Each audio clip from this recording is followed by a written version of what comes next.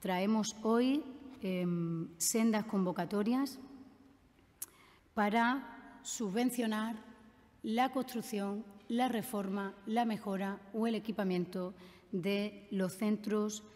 de día y de los centros residenciales y de atención diurna de nuestra comunidad autónoma. Esta convocatoria tiene un presupuesto de 5.240.038 euros y se separa, a su vez, en dos convocatorias, como ya les expliqué cuando explicamos aquí la aprobación de sus bases reguladoras. La primera de ellas, convocatoria a municipios y entidades locales menores de 30.000 habitantes para las obras de construcción, obras inacabadas, reformas, ampliación o equipamiento de centros residenciales y centros de atención diurna para personas mayores, con una dotación presupuestaria de 3.240.000 euros de fondos comunidad autónoma. La segunda va destinada a los municipios y entidades locales menores de menos de 6.000 habitantes para también reforma, ampliación y equipamiento de centros residenciales y centros de día. Es decir, en la segunda convocatoria no está la nueva construcción, porque la segunda convocatoria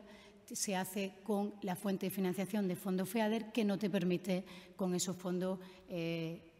responder a lo que sería la nueva construcción. Pero lo más importante, nosotros tenemos una población muy envejecida en Extremadura y, por tanto, la necesidad de tener recursos residenciales, nocturnos, diurnos y de atención a las personas mayores es una necesidad imperante que tenemos. Por eso quiero poner en valor hoy que esta convocatoria se hace con el esfuerzo, con la colaboración, con la cogobernanza, con la